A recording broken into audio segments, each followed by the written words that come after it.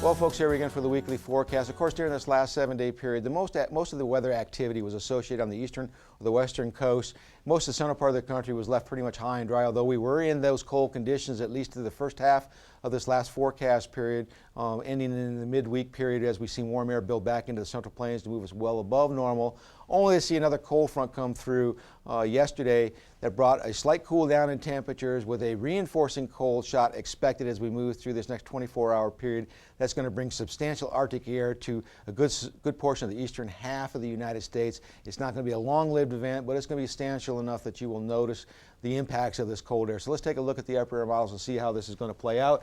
The first cold front that moved through has now moved over into the southeast or southern Texas, and we have another reinforcing wave that is progressing its way southeastward today that will bring some cloud cover and some light snowfall to portions of north central northeast Nebraska, possibly some flurries to the farther the southeast. If we get any accumulations, it's going to be less than an inch here in Nebraska.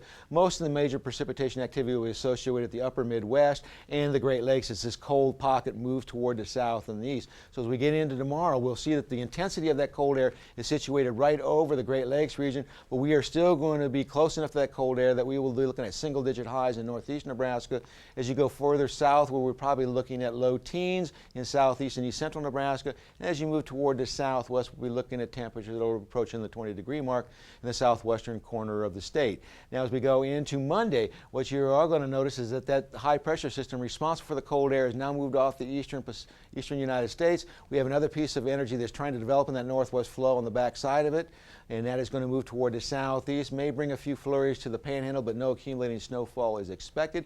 And as we get into Tuesday, that system rapidly moves toward the lower Ohio River Valley and the mid-Mississippi River Valley, starts to strengthen. That will bring in another shot of reinforcing cold air to our east, and that will also allow the accumulation of probably some light snowfall in eastern Nebraska. We may see a couple inches depending on the exact track of the surface low associated with this upper air trough. But as we get into Wednesday, that system will move off the eastern seaboard, and we'll start to see another northwest flow regime trying to develop over the Rockies. But all that energy is going to run to the south of Nebraska. We do have one little piece of energy moving through the Dakotas, but there really isn't any moisture associated with that. And as we get into Thursday, this system starts to really get ramped up as it goes to the southwest. We expect to see some heavy precipitation developing over the lower Mississippi River Valley, and eventually that will start to move up toward the northeastern United States, particularly as we get into Friday. Here on Friday, we see it moving up the mid-Atlantic region. For us, that brings us into a zonal flow here in the central plains with much warmer conditions developing and a slight chance for some snowfall, particularly in the western one-third of the state.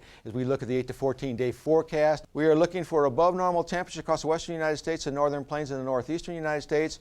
The precipitation forecast shows above normal precipitation for a substantial portion of the country, with the greatest probabilities over northern California and the southern plains.